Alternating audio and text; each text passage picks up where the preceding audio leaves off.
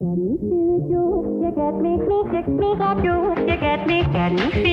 I'm Corey Nathan, and this is Talking Politics and Religion Without Killing Each Other.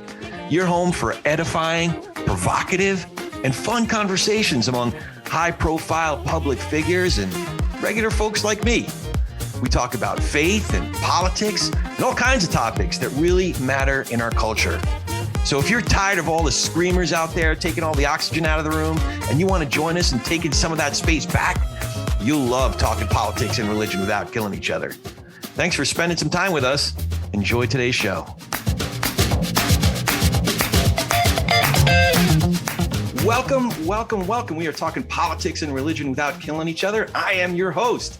So grateful to have a place to talk about faith and politics and big ideas in our culture with all kinds of interesting folks, accomplished folks of goodwill in good faith, like the one we are having today with Rick Wilson. Rick Wilson is a renowned Republican political strategist and infamous negative ad maker, getting a start on Connie Mack's 1930 World Series champion. No, excuse me. It was another Connie Mack. His grandfather. Yeah, that's right. It was the 88 Senate campaign for Connie Mack III, I believe, and also on President George H.W. Bush's campaign that year. Since that time, he's been the key advisor to political candidates, SuperPACS, state parties, and the national campaign committees. Rick is also a writer, speaker, and commentator who regularly appears on national news networks, including CNN and MSNBC, shows such as Real Time with Bill Maher, and has had columns published in the Daily Beast, the Washington Post, Politico, Rolling Stone, USA Today, The Hill, and one of my favorites, The Bulwark, among others. Rick is also the author of Everything Trump Touches Dies, a New York Times #1 bestseller, and Running Against the Devil, which was actually really prescient, came out in January of 2020. But today he is appearing on Talking Politics and Religion Without Killing Each Other. Rick Wilson, thank you so much for joining us. How you doing? Glad to be with you today. Yeah. Well, I wanted to start kind of early on in your formative years. I've read that your parents were both liberal Democrats before they became Republicans. They were. I was curious when and why their views started to shift and how your own political views were shaped early on. Well, look, I think that, the great way to contextualize me is the day before I was born, my mother, who was a young Democrat, went to the rally that John F. Kennedy gave at Al Lang Field in Tampa, Florida, pregnant out to here. There's a picture of her with me, pregnant out to here at that event, shaking hands. The next day I popped out, and the next day, exactly 24 hours later, JFK was killed. Oh, wow. So it's sort of tells you the political moment they grew up in, post-war, classic boomers, and that I grew up in. There's a demographer once said, he goes, the baby boom ended the moment JFK died in a meaningful way. It changed. That was when the world sort of flipped the sense of what it was. And so I was born exactly on that weird baby boom X cusp, like to the minute. And they were, again, they were liberal Democrats. But I will say, like a lot of folks, the economic troubles of the 70s, I mean, they didn't affect us as much. We were very fortunate, but the economic troubles and the sort of sense of drift and the sort of departure in that post-Vietnam era from some pride in the country, I think had a big impact on them and many other people. I mean, when I was in my teenage years, and people underestimate the impact this had on my generation. The sense that Jimmy Carter was a weak president, and maybe in retrospect, we looked at that in more context, but that sense at that moment that he was a weak president and that the Iran hostage crisis and the economic crisis fused together in one moment. And Reagan presented something that we hadn't had in a president since JFK, which was likability.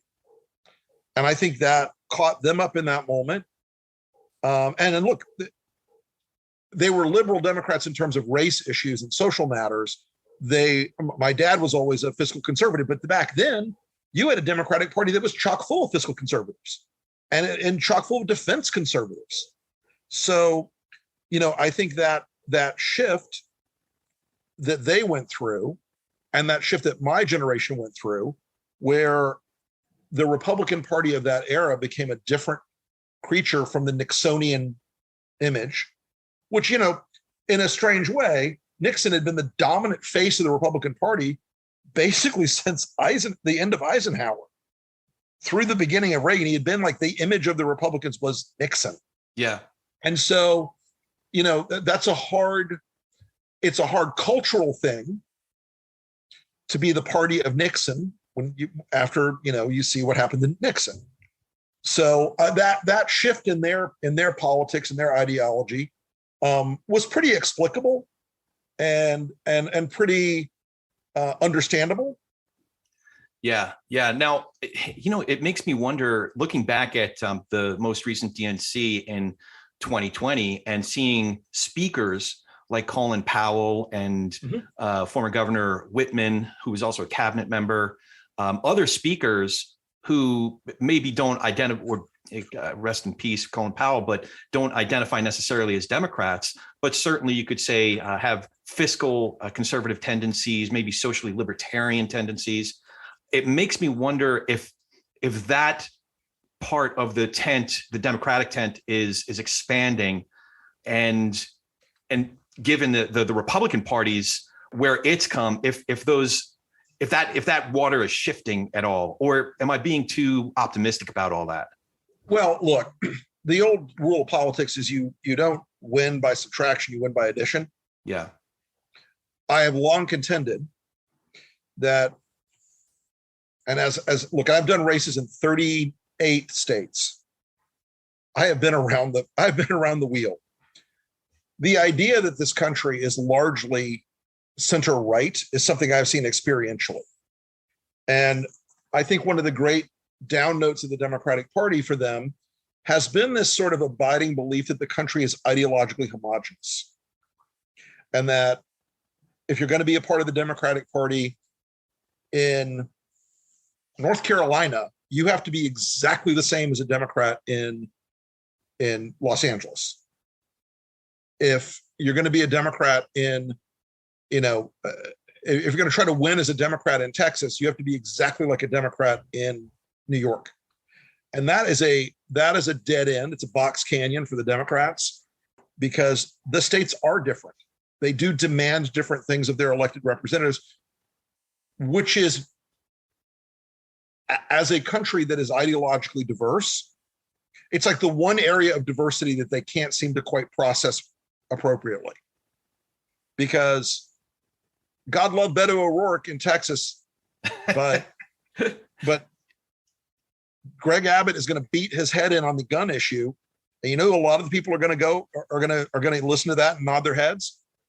Hispanic Democrats, right, in the Rio Grande Valley, right, who have a totally different view of firearms than metropolitan Democrats in Denver, Colorado, or Seattle. I've heard you talk about Beto, a missed opportunity there. I mean, if Beto doesn't spend the next however many months, 6 months, talking about failed power plants, and now with fruit and vegetables riding on freeze in the dark, starve in the summer. Yeah, I mean that's as easy as it can be. And God love him, the guy's a terrific natural candidate. Okay, he is a guy with a lot of star power. He has a lot of presence. He has every gift under the sun. But again, this is one of those things where you got to recognize that some states or most states are very different. In Florida, I hate to tell my Democratic friends this, my Bernie bros this, but socialism has a really bad brand in South Florida among Cubans and among Venezuelans. It's not because they're all right-wing Republicans. They're right-wing Republicans because socialism has a really bad brand. And they think of socialism not as universal health care, but as the secret police knocking on the door and dragging their dad away. They think of socialism as lavish corruption run by a Caudillo-style police state. This is not, and I've often said this, that Biden could have done a lot better in Florida if he had gone to Miami, given a speech, stood in the middle of the Calle Ocho and said, Fidel Castro was a monster who should burn in hell forever. But everybody worries that you're gonna alienate the hyper progressive wing of the party who still believe in the dorm room socialism, as I call it. And it becomes difficult for them to unhitch themselves from what they think they would like to have the world look like to what it actually looks like. Yeah. Yeah, no, I've seen it here recently. I had a conversation with Mike Madrid, who you used to work with, and Chuck Rocha. Sure, yeah. And those guys know Latino politics. But, you know, if you read Mike's recent piece in the New York Times, I made the mistake of reading the comments section. And it was a lot of folks who identify as Democrats who just are basically saying, I don't like the information that you're telling me. You know, right. I want to believe something else, and sort of force certain messages, despite the individual pieces of demographics that they're taking, as if everyone belongs in the Bronx in AOC's district. I had a great focus group experience about 2 years ago. And we asked a group of Hispanic voters in South Florida, how many of you use the term Latinx to refer to yourself? And every person at the table was like, get the fuck out of here. Yeah, right? What? And it was so disconnected from their lives, and so disconnected from their reality, and so disconnected from everything except this sort of edge of the progressive culture space, where they think that kind of thing is a meaningful act of liberation in some way. And you know, I'm a practical operator in the real world of actual politics. And so I try to give people direct and honest counsel about things like that. And, you know, it was in the top 10, you know, dumbest goddamn things I've ever seen. And again, it is a cultural misread. One of the things, if you grew up in Florida, as I did, you will end up with an understanding that of the 20 or so Hispanic ethnic groups and countries of origin that are represented in Florida politics in any meaningful way, that there are vast differences between Miami Cubans and between Tampa Cubans and between Venezuelans in Dade County and Venezuelans in Broward County and Dominicans and Mexicans and the Guatemalan community. And it breaks down in all these small bore ways. But one thing they all have is their own sense of national pride. So when you say Latinx, you're erasing them. You're doing exactly what you accuse, so many times correctly, by the way, the white power structure of doing, which is erasing their identity. And it's just a maddening kind of thing. And because, look, I believe America is the classic and only truly propositional nation. It is the one country where you come here, you sign in, you sign up, you do the right things, become a citizen. And it does not matter where you're from or what your story was or where your family is from or who oppressed them or who you oppressed. You become an American. And I think we're in a very dangerous moment in this country for racial politics, because the Republicans would like to make being an American essentially propositional to being white suburban Protestants. Yeah. And I think it's a scary moment, because it's the dark mirror inverse of the sort of slightly pathetic dorm room identity politics that Democrats tend to play. Right. There's a part of me that I think the Democrats are falling right into that trap by playing. Oh, yeah. They're playing into it, by talking to a fellow like me who happens to be lighter skinned.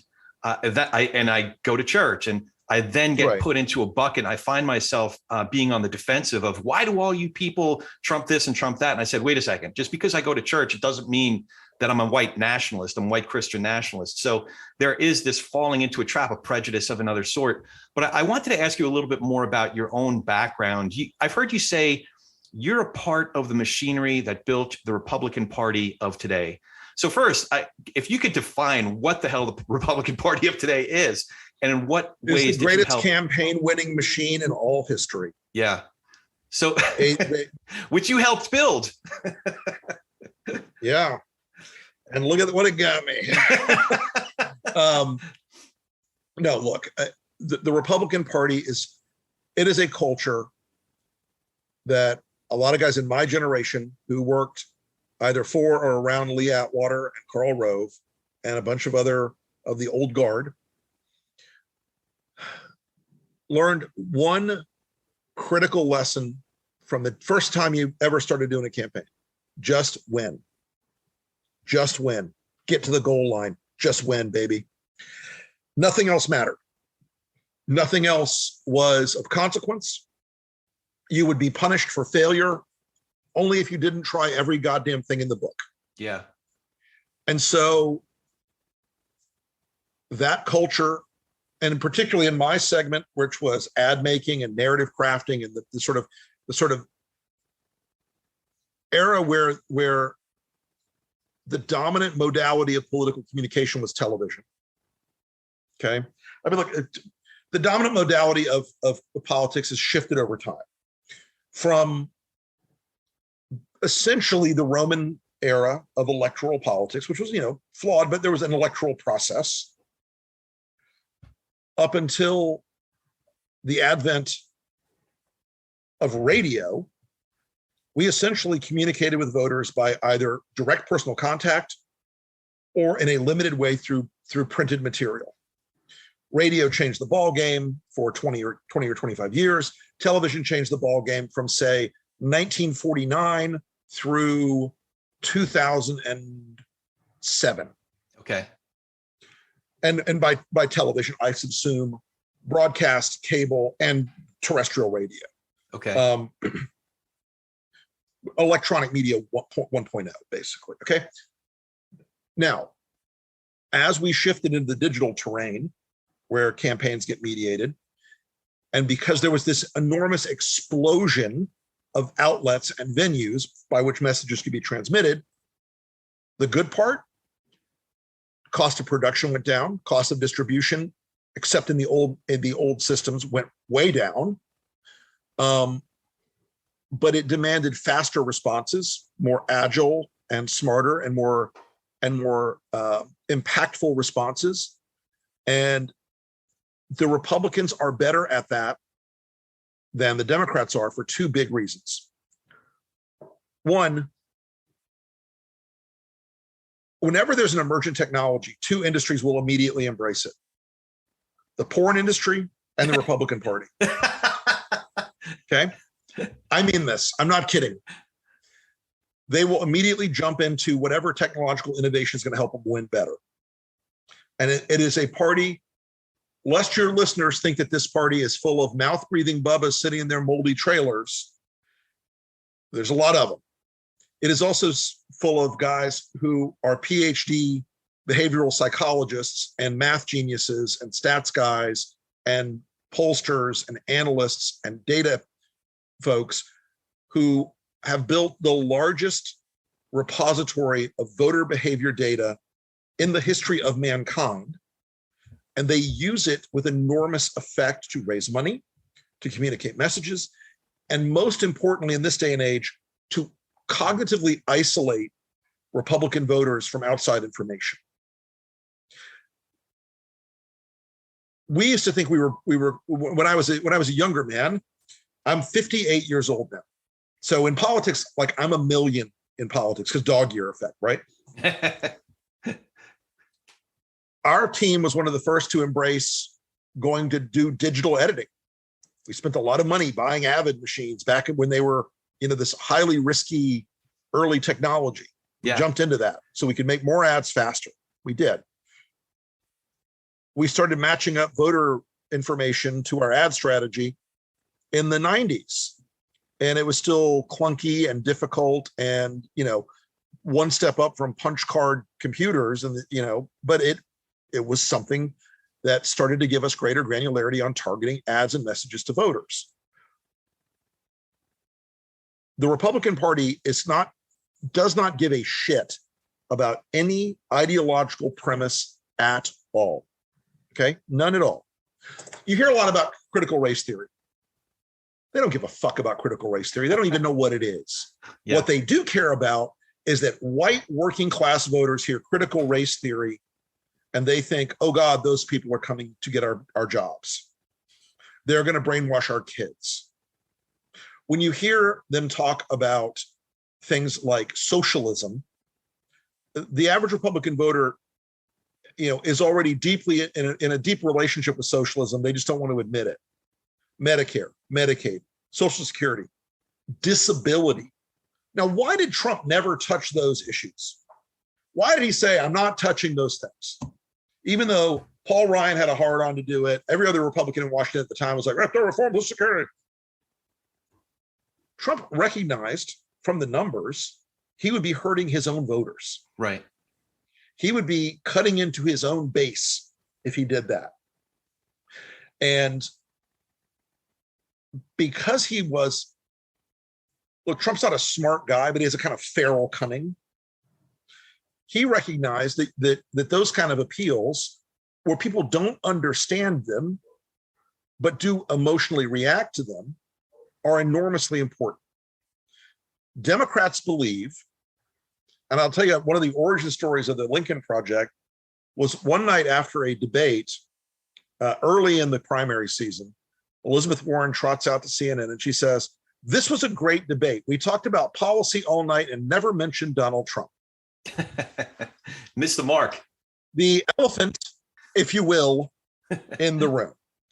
And so, and I've written a lot about this in my books and elsewhere, the belief that policy wins elections is so deeply ingrained in the Democratic Party's DNA that no matter how many counterexamples and counterfactuals you show them, you'll say, policy doesn't win elections. And they'll say, but policy will win the election.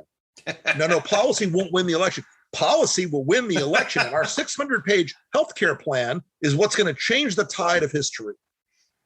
And as I've said before, you put out a 600-page healthcare plan or a 600-page climate plan. Now, I'm not going to do it myself because I'm not going to go read that plan. I'm just not going to do it. Yeah. I have a certain limited number of years left in my life. I'm not going to waste them on a 600-page policy plan. But I will put 10 nerds on. And I will find 10 things in there that those 10 nerds will find. Oh, yeah. In the category we call scaring the shit out of grandma. Right. The way that they just did the Supreme Court, the process, they found something and twisted it up and of course made it into something else that's really, really scary. And she, Ketanji. You ask most Americans what the Green New Deal has in it. No idea. They'll tell you it bans airplane travel and meat. Because those things in there, they literally were so goddamn stupid. They put in there to transition America from a meat-based economy or something. I'm like, every word you put down on paper in a policy plan is going to be used against you. It will hurt you much more than it will ever help you. And I have found over the years, again, it is something that is almost genetically wired into Democratic candidates and consultants to think I have to have a plan about, the Arctic National Wildlife Reserve. I'm like, you're running for Congress in Missouri. Yeah. What is wrong with you? Those sort of things. The country, to loop back to sort of the beginning of this conversation, the country being a largely center-right country is not as moved by sweeping policy declarations, and especially because some of them are disconnected with where the voters in the states are. Yeah. Kind of fundamentally. Yeah. And, we talk about this a lot. And again, when I say this as a guy who's giving you the political ground truth, not my position on the matters. It's just reality. But if I tell you that when Democrats say, why are we losing the Rio Grande Valley in Texas? My question to them is always, where do they go to church? Where do those Gen 1, Gen 2 American citizens who are of Mexican descent now go to church? Ain't the Catholic Church anymore. It's Pentecostal. They may be Democrats on paper, but they are much different than standard issue Democrats when it comes to a whole cluster of issues, particularly abortion, which, there's a knock-on effect from the Catholic Church in that regard. But the rapid growth of Pentecostal Christianity in the Rio Grande Valley is an unaccountable thing in the minds of a lot of these Democratic consultants. And I beg them to look at the reality on the ground. Yeah. And, I tell a similar story about Florida. A few years back, because the Democrats were revving up to run basically a statewide race with Andrew Gillum, and they were going to put gun control front and center. Now, I'm going to say, because I'm a fifth generation Floridian, I know my state. I could have told you this without studying the question, but I pulled the Florida concealed carry database. Okay, it's anonymized, but we pulled the number, about 1.7 million concealed carry permits. We matched it against the Florida voter file and did some analytic voodoo in it. And the places where people were getting concealed carry permits told us that about 38% of those people were either African American or Hispanic. And they lived in poor areas. These aren't people going out to buy a Glock because they want to shoot somebody up. They went out to buy a Glock to protect their family. And they derived out of this that about 35% or so of the people that were getting concealed carry permits in Florida were Democrats. Yeah. So they're out talking about banning concealed carry, banning semi-automatic guns.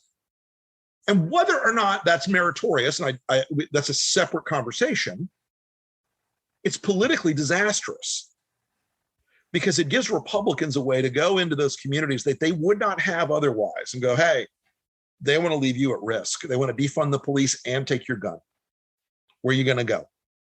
And so, the Republican Party has been very talented at using that kind of cold-eyed analytical insight to win. Yeah. Look, I helped elect a Republican governor in Vermont 4 times. And he was pro-choice and pro-climate change regulation and everything else. And a lot of Republicans were like, how dare you? But the question was, do you want to win? You want to win. Or not? You want to win. Yeah. I hope you're enjoying our conversation with Rick Wilson. I certainly am. I don't know if you could tell. It's a blast. I just love his candor and his experience and his expertise. And I wanted to take just a moment to tell you about another group that I've learned about that come right from his neck of the woods. They're based in Tallahassee, Florida. They're doing some great work, including a podcast that I wanted to let you know about. I've really been enjoying it. So if you enjoy our respectful and inquisitive approach to exploring politics and religion, this other podcast, we just think you'll love it. It's called Village Squarecast. They call it the podcast your mother warned you about, which I love, because they take on the topics you're not supposed to discuss in polite company. Politics, religion, and race between people who don't look or think alike, with respect, friendship, even laughter. Right in our lane. I love it. So over 15 years, the Village Square has hosted hundreds of gatherings with tens of thousands of people in bars, in churches, and even across 100 continuous tables in the middle of a downtown street. And now they bring you their favorite conversations, from inspiring leaders to cool people exhausted by the political rancor and looking for a better way. Check it out on Village Squarecast, wherever you listen to podcasts. And here's an insider tip. If you especially enjoy looking at political issues through a faith lens, you've got to check out their God Squad series, where they bring together various faith leaders to explore the most pressing issues of our time. Just look for God Squad in the episode title, and it's on the main Village Squarecast feed. So Village Squarecast, Squarecast is one word, wherever you listen to podcasts, Village Squarecast. Love them. Check them out. So I have so much I want to cover here, and I know we're short on time. So let me just ask you a little bit about you've been very, very successful. You could be doing a lot more hunting, fishing, building airplane engines or whatever it is that you do. But I wanted to relate for our listeners a conversation that you had. You related it, I think, in the paperback edition of the first book. Mm-hmm. The conversation ended with this lady that you had encountered in an airport. In Charlotte. Yeah. She said, I go to junior college. I have an apartment. I have to work here and another job, but I do. I like to work. I'm going to vote because I passed my citizenship. And the way you described your reaction, I think is really important. You said, at this point, my normally articulate tongue is tied tight by her story. She gets it.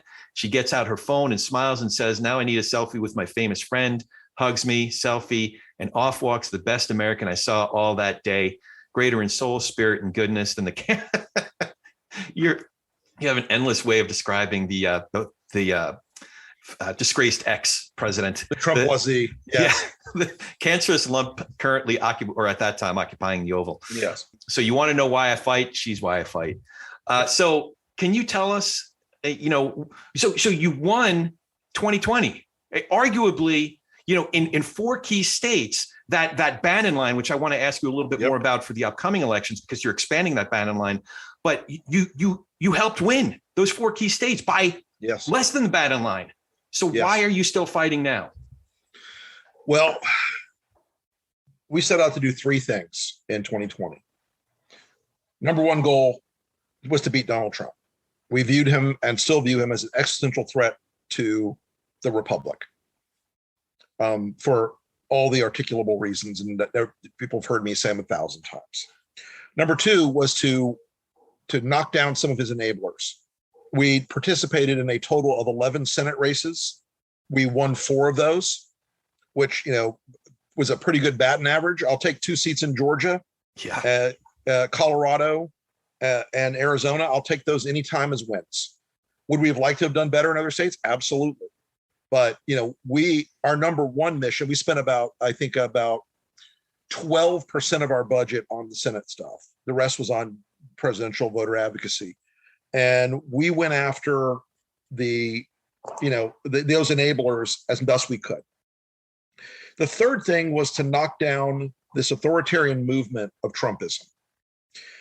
And frankly, that was a goal, but it was a stretch goal. We didn't get to it. We were fighting the big house fire, and we couldn't fight the shed. But the virus lived on after the election. And especially, and believe me, there was a day after the election in December when I really was like, you know what I can do now? I can go travel. I can go rebuild old airplanes. I can go hunting. I can go fishing. I can go fly my airplane around and drill holes in the sky and spend time with my kids and knock wood, grandkids, hopefully soon, and all that stuff. And I realized on 1/6 it was never going to change.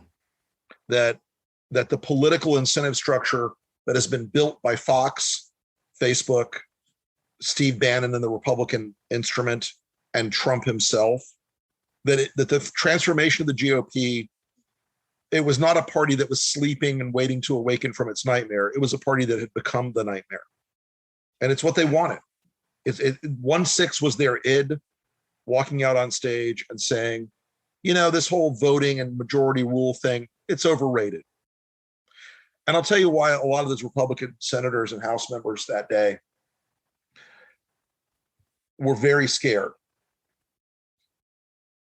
They were scared that they could be hurt, but they were also scared it was going to succeed. Wait, I don't understand. How are you making that connection? A lot of those guys were terrified of the mob running through the building, even the right wingers, right? Right. Yeah. Because they know that mobs do what mobs do. But they were also scared that they were going to actually be the handmaidens of overthrowing a free and fair democratic election. Because let's do a sort of weird counterfactual. Let's say that officer had not led away the mob from Mitt Romney. Right. What do you think that mob would have done to Mitt Romney or Nancy Pelosi? Could have literally killed them. They would have killed them right then and there. Yeah. That would have led to the Senate in chaos and crisis. They would have suspended the count. The idea that the mob could come anywhere, hurt anyone, get anybody, would have been pendant in their minds at all times. And they would have, I believe, but for the grace of God, that one moment, that one providential moment where Oscar Carter led them away, we would have seen a very different outcome to the 2020 election on that day. We would have seen, they would have frozen the count. They would have redone it. They would have been so terrified that Trump could send people to murder them. And look, a lot of them still do feel that. The secret heart of many, many Republicans is based in fear. It's not love, it's fear. So that explains, I live in California. It was California 25. It'll be California 27. Mike Garcia won by 333 votes, less than 0.1% of the vote. Right. Does that explain why he voted that very night to try to overturn Pennsylvania and then Arizona and then, every subsequent vote that he's taken? I can only, this is the purplest of districts. I can only explain it by what you had just described. Fear of the mob, fear of the Jacobins. And look, their fear of the mob. Yeah, it is there are a lot of analogies to Trumpism from that day forward that are very much like in the Directory period of the French Revolution. And I know everybody's loves to use the World War II and Nazi analogies, but there are many others in history that work. And in the Directory period, everyone was afraid, no matter what their original, perspective on the revolution was, that they could be denounced, that they could be the target. The mob could come for them. And the mob that day just barely prevented a different outcome. Just the mob's failure that they just barely prevented a different outcome. And so that fear is very deep inside of them. And look, a few of them would have loved it if it worked. Would have loved it. Cruz, Hawley, Cotton, Scott, Debbie Dumbass down there, Tammy, or not Tammy, the Alabama woman, Tommy Tuberville. They would have loved it. They would have run along with it. They would have a ball with it. And look, their main propaganda organ, Fox, would have also loved it. Because look, Fox went from that day being, this is shocking, this is horrible, to why did the election get stolen? Yeah, very quickly. Very quickly. So, what's interesting about that moment in time for you personally and for your colleagues is that you could have gone in another direction personally and still stayed on this mission because the Lincoln Project was going through a couple of pretty major scandals. Now, Reed came on last year, much closer to the time that the organization was dealing with that. So I'm happy to let you address what happened, how you dealt with it. But we only got a limited amount of time, so there's other pressing matters that I want to ask you about. But do you want to address what that was and how you fellows addressed that? We were an organization that grew very quickly. Yeah. It was a very ad hoc organization because when we started the Lincoln Project, we had no idea what would happen. We had no idea that one morning Donald Trump would wake up with a hard on and go, I hate these guys on Twitter. Yeah. And the speed of our growth and the diverse or the dispersed nature of the campaign was something that, led to some of the events that happened with Weaver in particular. Yeah. Which, and I've made this point to people before. I have met John Weaver one day in my whole life. One time. Never worked with John before the Lincoln Project. And I don't live in DC, where, John's secret life as a gay man was apparently a known thing. Wasn't known to me. And look, part of what you saw last year was a natural reaction in the political immune system of the country on the left and the right to seeing that we had been so highly effective, that we had done it so differently. A lot of our critics on the progressive side were like, give us the money for our candidates and not for you guys who do these crazy ads that we don't like. The market went where the market went. Yeah. And it was a moment where we were focused on the mission and landing the plane and focused on defeating Donald Trump. Were we great HR managers because of that? No. Now, what have we spent the last year doing? We've gotten rid of people like John Weaver. Yeah. We have reformed the organization. We are the most transparent super PAC in the country. We're the only super PAC that's put out an actual financial statement beyond the FEC report that shows people how and where we spent our money. And we spent, about 85% of it on direct voter communication, whether that was digital or television or other outreach programs. which is a overhead ratio that is comparable to any other super PAC. We went out and we hired an outside law firm that went through 360,000 emails and communications. Wow. To look at what happened with the Weaver situation. It was an independent organization. And believe me, if I'd had control over it, I would have stopped it 30 seconds after it started, because basically it froze everything we were doing. Yeah. And, you know, we had to work through that problem, and we did, and we faced it. And look, we're an imperfect organization then. Sure, we're still an imperfect organization now. Who among us is not a sinner in some way? However, we have built a team that is incredibly creative, incredibly dedicated to this mission. We will always have people sniping at us from the right. You know why? We took away their plaything. We took away Donald Trump, and they hate us for that reason with an intensity that I cannot truly comprehend. There's nothing I hate in this world the way they hate me and the way they hate the LP. But you know, we had a rough go, but you know, hard times make strong people. Yeah. And we strengthened the organization. We built in a lot more accountability. We were always pretty accountable. We thought we built in more. You know, we hired like I said, we hired an outside firm that was totally independent. They went through top to bottom everything we'd ever done.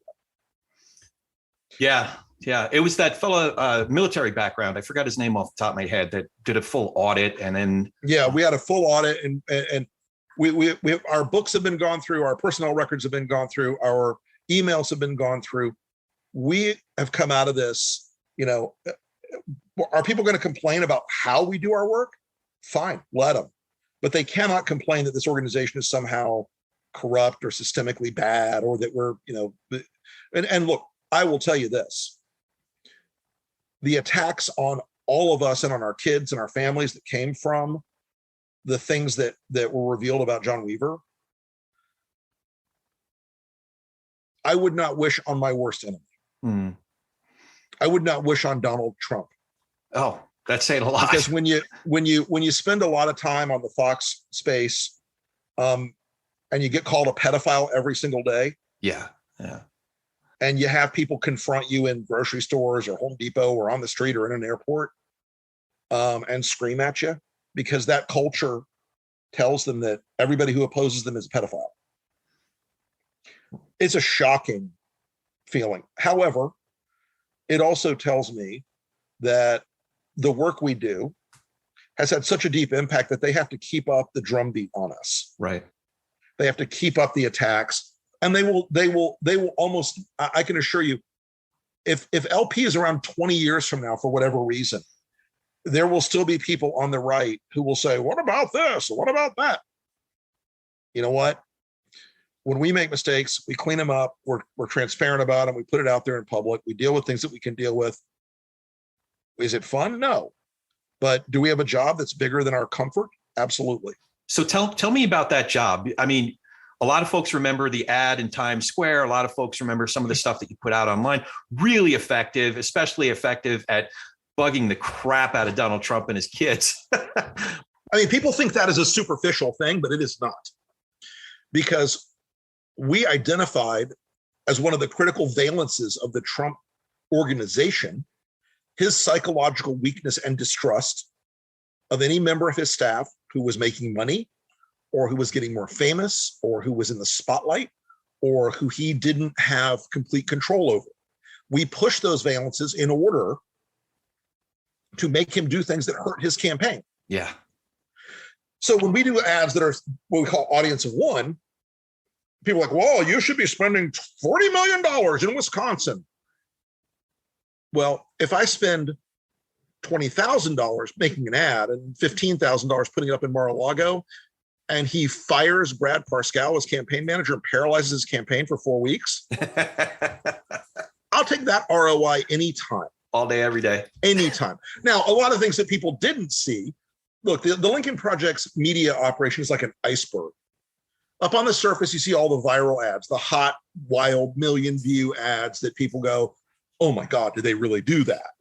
That tip of that iceberg, underneath it, is a lot of other content that's going out into the States.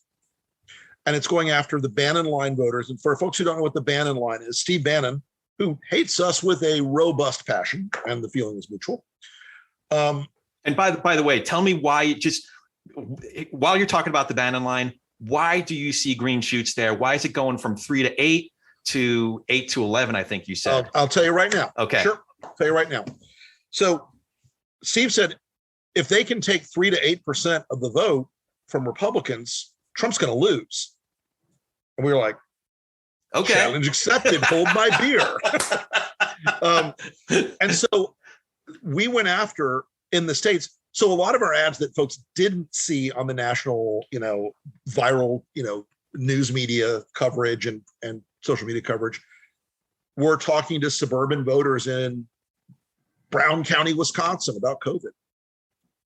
And they were talking to, narrow slices of voters about the inhumanity of Trump's border policy in Arizona.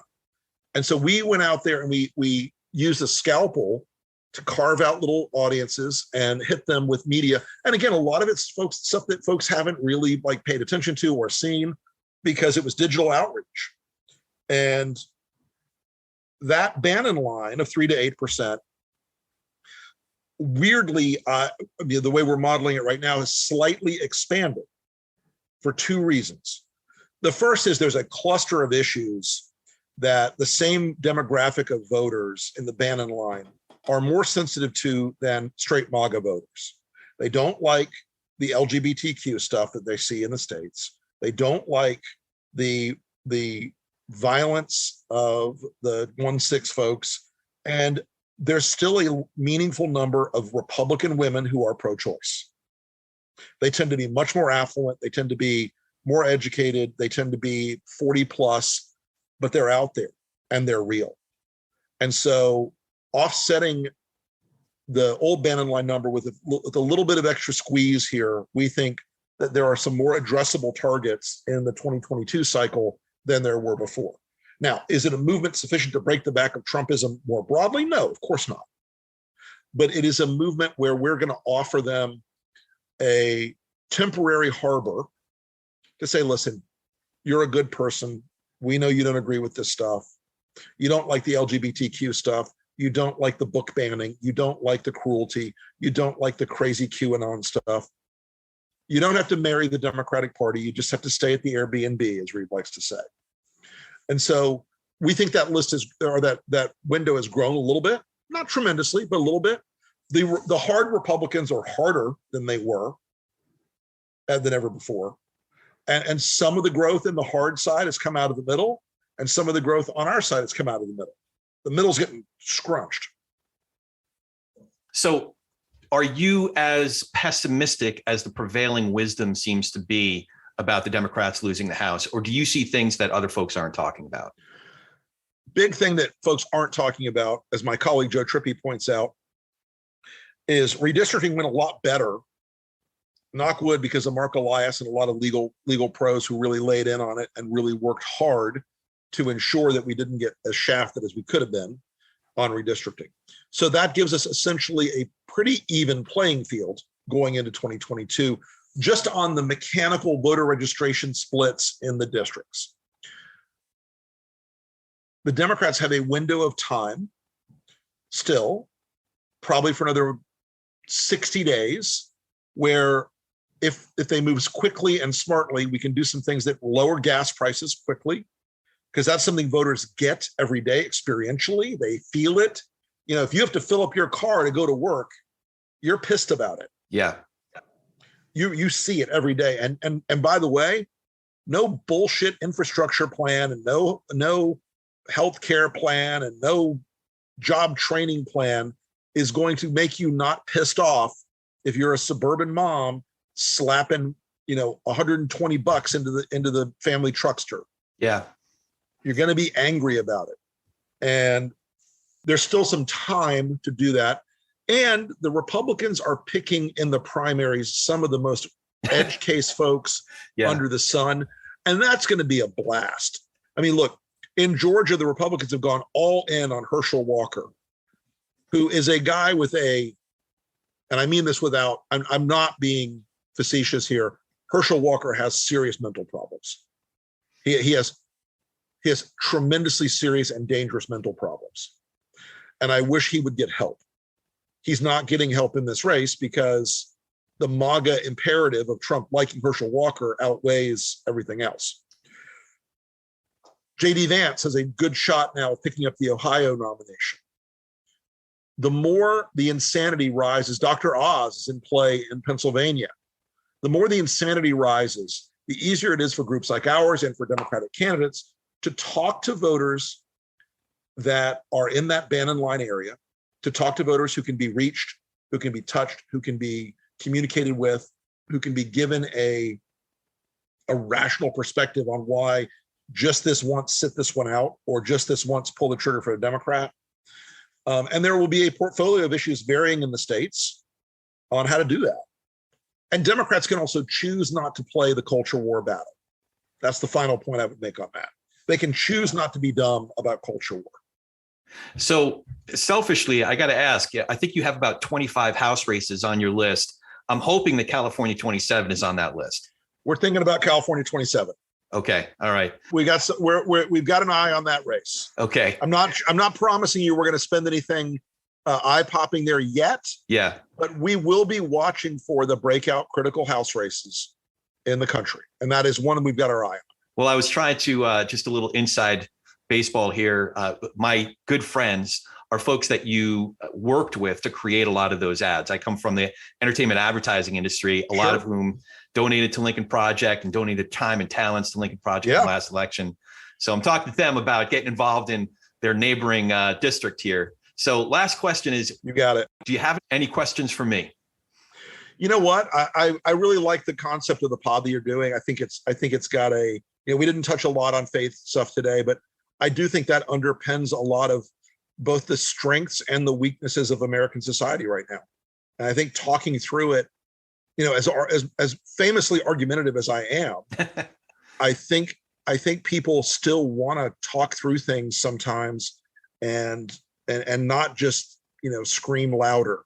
Yeah. So I think you're doing a great service, and appreciate the opportunity to come on today. Yeah, absolutely. Yeah. We're trying to talk to folks from my church or, Christian friends that I have, whether there are folks who can be persuaded about this cancer that's really metastasized, and that we're placing, it's a new form of idolatry. We're placing these other priorities and other idols in front of what our real priorities should be. So we're trying to have those conversations in constructive ways in both the political as well as a theological realm. I really appreciate you coming in. So let us know, how can we find you, Lincoln Project, and all the great work that you're doing? I am on the Twitter machine at the Rick Wilson, and the Lincoln Project is Project Lincoln on Twitter. Also our website, lincolnproject.us. You can see our content. You can see our streaming television shows. You can see our podcast. You can see our ad content. You get involved in our organization called The Union, jointheunion.us, which is a huge volunteer hub that's matching people with skills and talents and with the races they want to be involved in and the work they want to be involved in. And we will continue to fight. As one Republican who used to like me and doesn't anymore, he goes, "Why are you guys so unkillable?" So, well, I love The Union was great when you announced it. I saw Joe Trippi came on, a former adversary who's now joined in Common Cause. It's really encouraging. Yeah, and so much good content. So we'll put all those links in the show notes. Really appreciate you coming in. Really appreciate. Thank you, Corey. Appreciate you, man. You have a great day, and we'll talk to you again. Sounds good. Thanks, Rick. Bye-bye. All right. And as always, if you dig what we're doing here, please hit that subscribe button, leave a review and comments wherever you get your podcasts, and tell a friend about TP&R. We're easier to recommend than ever. It's politicsandreligion.us, politicsandreligion.us. And you can even support our program through the Patreon app on our site. Now go talk some politics and religion with gentleness and respect, and have a great week.